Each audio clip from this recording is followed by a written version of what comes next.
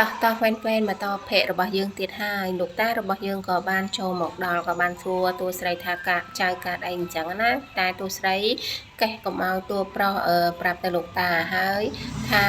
តួស្រីឆ្លក់ទឹកអីអញ្ចឹងណាតួប្រុសក៏បានប្រាប់ទៅលោកតាថាមិនអីទេហើយលោកតាក៏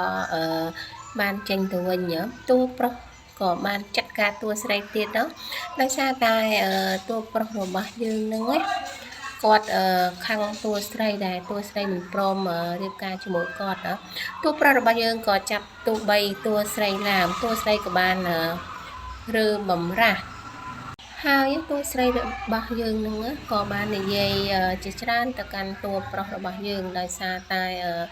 តួប្រុសរបស់យើងឲ្យតួស្រីថាតួស្រីរបស់យើងក៏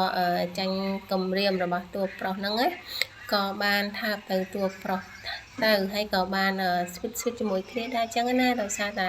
តួស្រីហើយនិងតួប្រុសក៏គាត់ស្រឡាញ់គ្នាដែរតួប្រុសក៏បានយក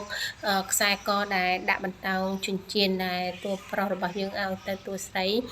យកមកពាក់ឲ្យតួស្រីរបស់យើងអញ្ចឹងណាតួស្រីរបស់យើងគាត់ក៏រកដោះឲ្យតួប្រុសវិញតួប្រុសគាត់ថាមិនឲ្យតួស្រីរបស់យើងដោះទេដោយសារតែតួប្រុសរបស់យើងស្រឡាញ់តួស្រីរបស់យើងអញ្ចឹងហើយលោកយាយក៏បានចូលមកតួស្រីរបស់យើងក៏បានស្ទុះឡើងអញ្ចឹងកុំឲ្យលោកយាយដឹងហើយលោកយាយក៏បានបើកទ្វារឲ្យបរោះនិងស្ត្រីម្នាក់ទៀត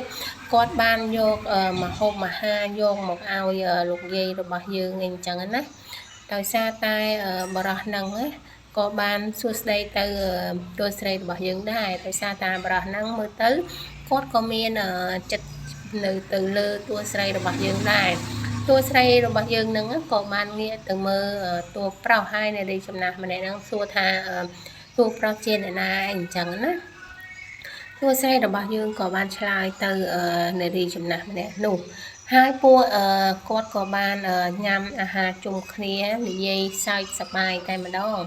ហើយបរិមម្នាក់ហ្នឹងក៏បាននិយាយទៅកាន់តួប្រុសរបស់យើងថាគាត់ជាស្វាមីរបស់តួស្រីរបស់យើងនឹងឯង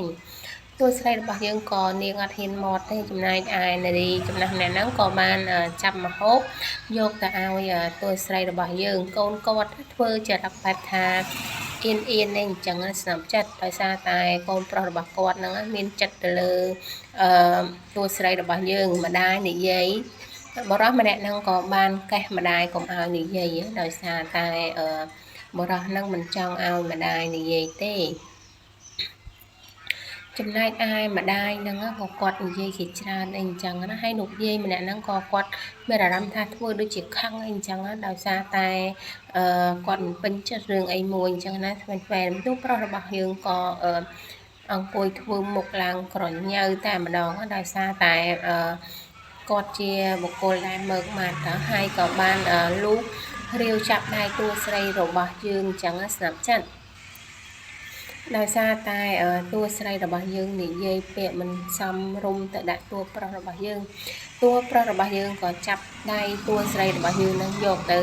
ដាក់លើកភ្លៅរបស់គាត់អញ្ចឹងណាហើយបរិះម្នាក់នឹងក៏ចាប់អារម្មណ៍ថាតួស្រីកាត់អីអញ្ចឹងណាតួប្រុសរបស់យើងថានាងមិនអីទេចំណែកឯលោកយាយហើយលោកតាឯនេះវិញក៏គាត់ញញឹមសប្បាយចិត្តអីអញ្ចឹងហើយក៏បានចាប់មើលទៅដូចជាមើមឃ្លោក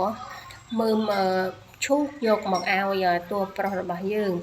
ងាកមកដល់នេះបន្តិចតួប្រុសរបស់យើងក៏បានចេញមកជួបជំនួយការរបស់គាត់ហើយនារីហើយបរិះវិញក្មេងម្នាក់ហ្នឹងក៏បានទៅផ្ទះរបស់គាត់វិញឯតួស្រីរបស់យើងក៏បានជូនដំណើរគាត់ទៅផ្ទះវិញ